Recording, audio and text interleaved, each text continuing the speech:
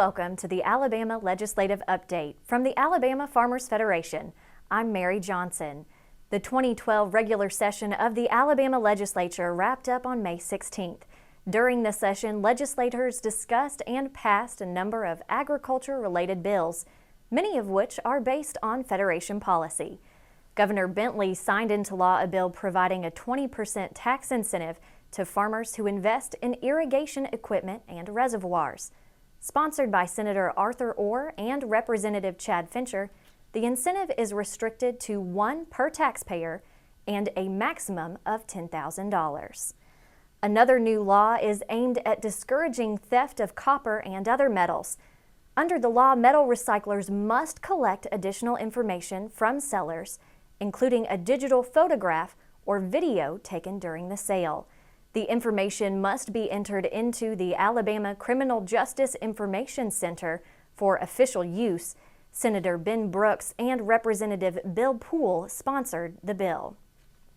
The Timber Harvest Notification Law, sponsored by Senator Tom Whatley and Representative Mark Tuggle, establishes one set of requirements for notification while repealing all current county notification ordinances.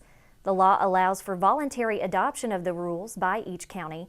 In counties adopting the provision, timber owners must notify the county before using county roads for timber harvesting.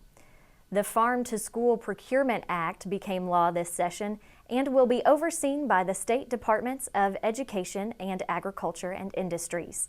Sponsored by Representative Elaine Beach, the act simplifies the process for schools buying food directly from Alabama farms.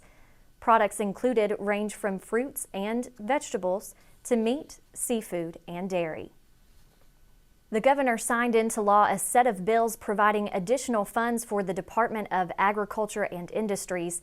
The laws will repeal an outdated bond for weighmasters in the state, increase the department's share of the petroleum fees it collects, create a mechanism to provide additional funds for updates to the state seed lab through a seed inspection fee, and create additional funds for the department's pesticide management division by increasing pesticide registration fees.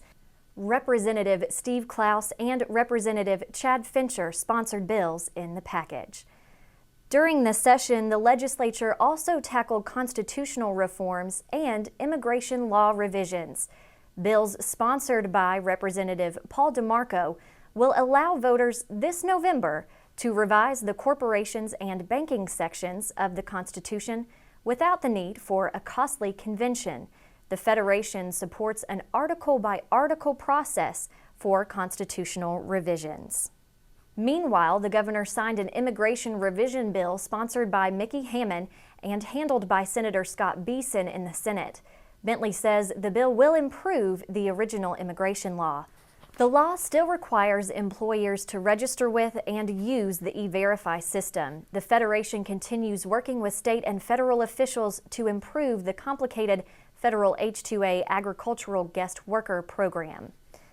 At the date of this taping, the Agritourism Liability Bill awaits the governor's signature. Sponsored by Senator Gerald Allen and Representative Donnie Chasteen, the bill will provide protection for farmers against frivolous lawsuits from an agritourism participant. Farmers operating an agritourism attraction must post warning signs at the business entrance and properly train employees. Two bills addressing Federation policies did not pass during the session.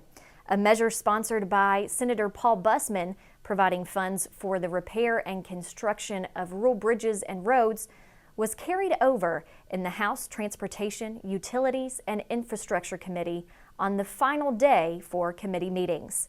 The Federation commends Bussman for his work in attempting to address the problems of rural infrastructure.